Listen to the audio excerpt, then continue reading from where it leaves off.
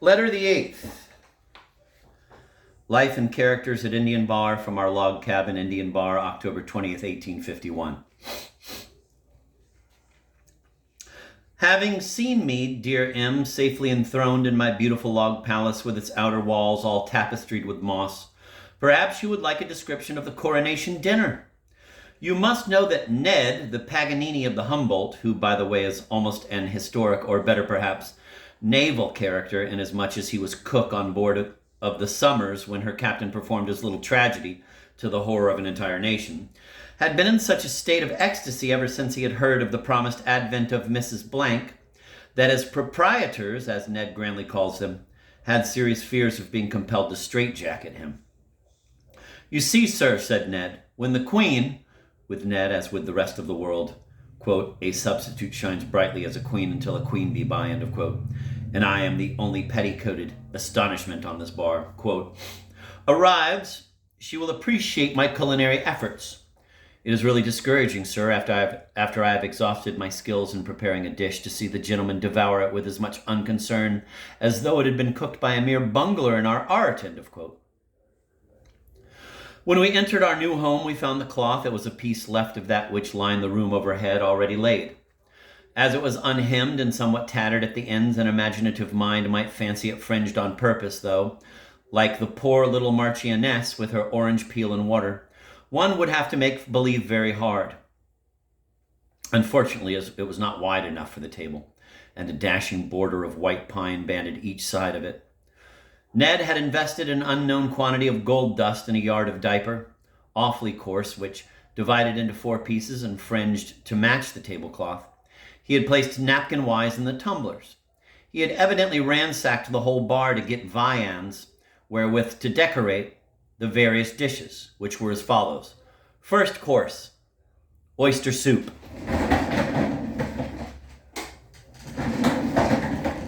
Second course, fried salmon caught from the river. Third course, roast beef and boiled ham. Fourth course, fried oysters. Vegetables, potatoes and onions. Pastry, mince pie and pudding made without eggs or milk. Dessert, Madeira nuts and raisins.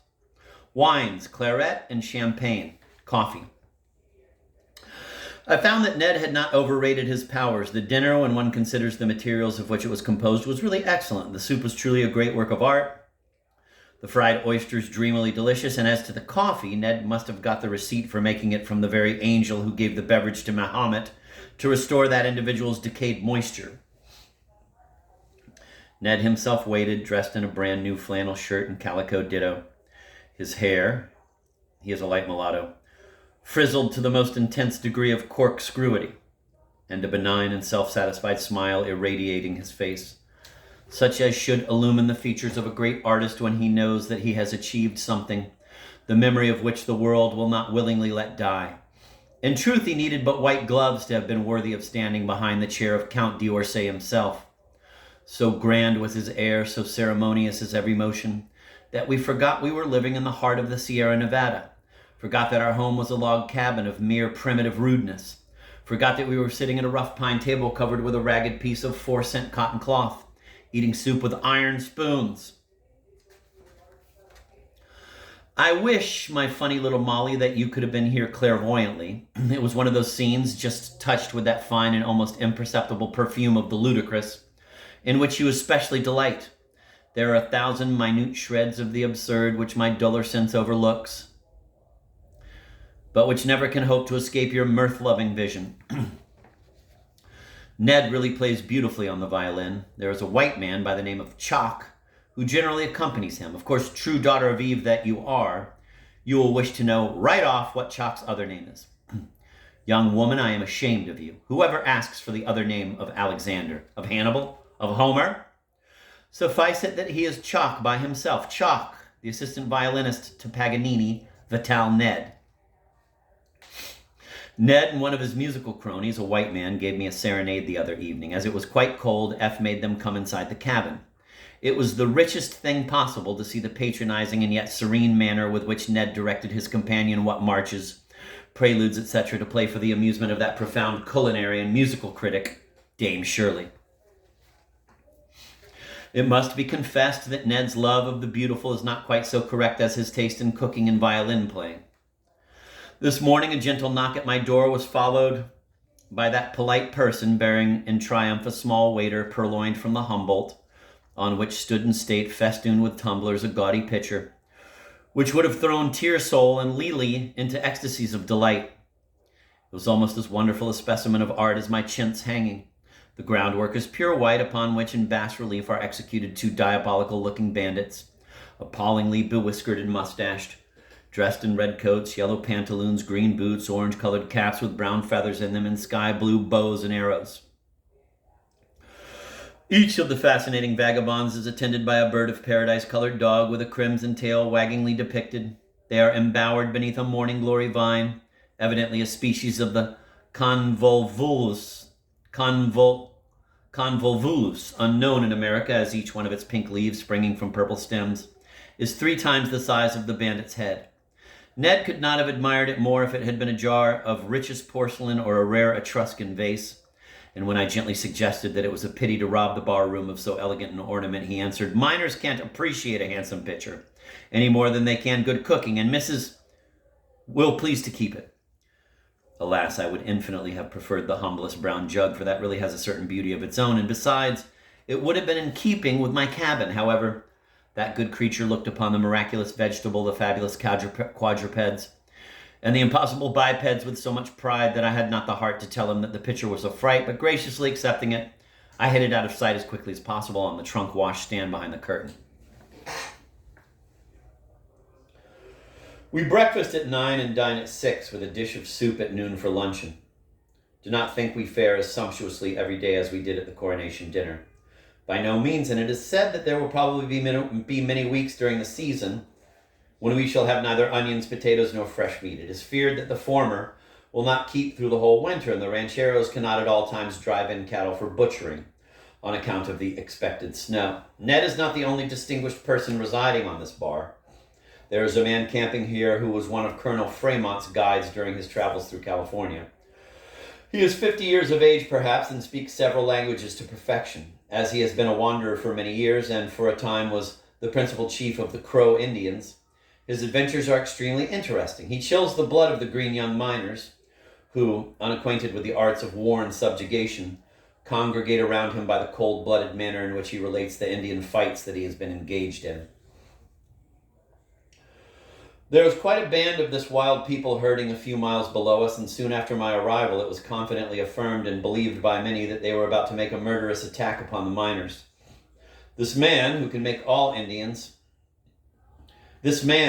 himself understood in almost any language and has a great deal of influence over all Indians, went to see them and told them that such an attempt would result in their own certain destruction.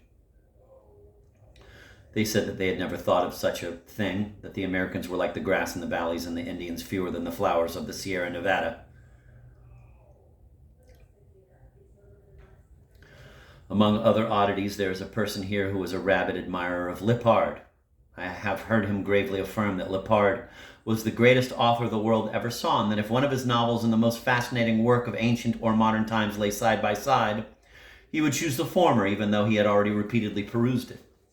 He studies Lippard just as other folks do Shakespeare, and yet the man has read and admires the majestic prose of children, and is quite familiar with the best English classics. He is a Quaker, and his merciless and unmitigated regard for truth is comically grand, and nothing amuses me more than to draw out that particular characteristic.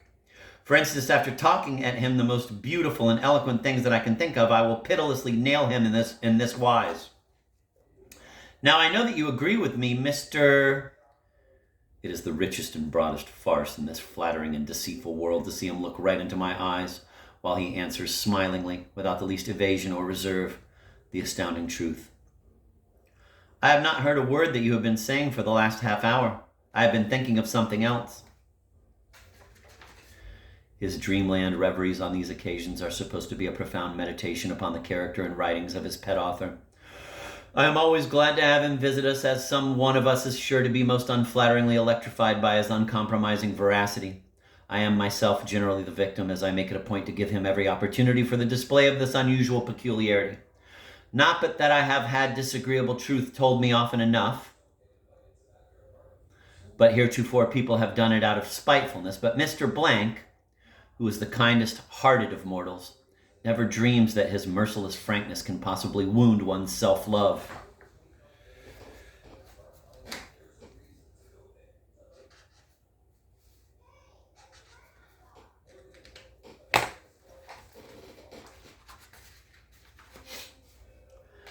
But the great man officially considered of the entire river is the squire, as he is jestingly called. It had been rumored for some time that we were about to become a law and order loving community.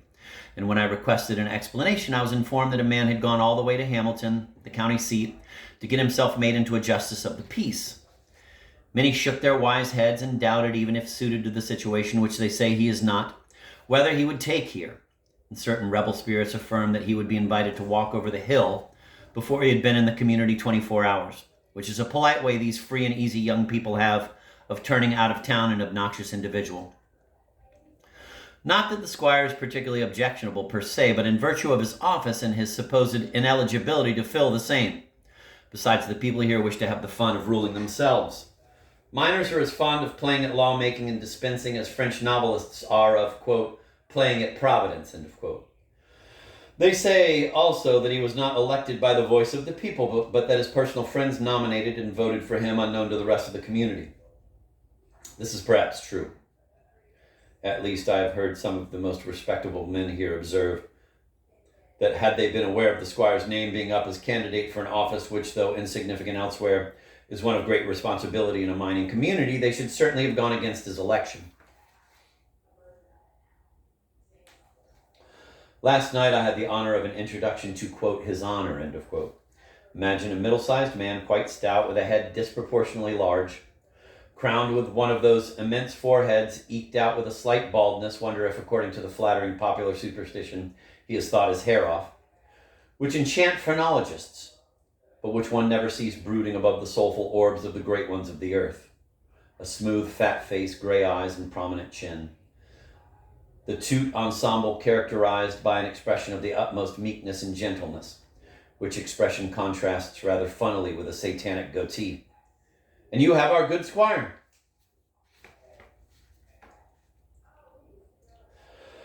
You know, M, that it takes the same kind of power, differing of course in degree, to govern 20 men that it does to rule 1,000,000.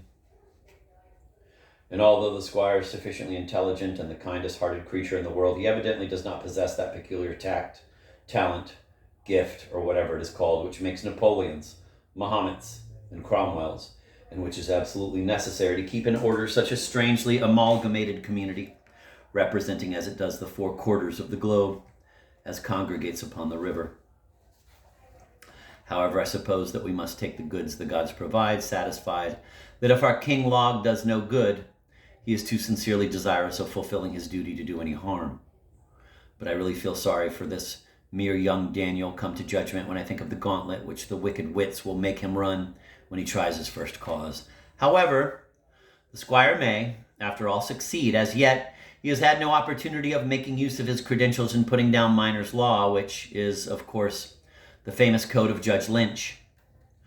In the meantime, we all sincerely pray that he may be successful in his laudable undertaking. For justice in the hands of a mob, however respectable, is, at best, a fearful thing.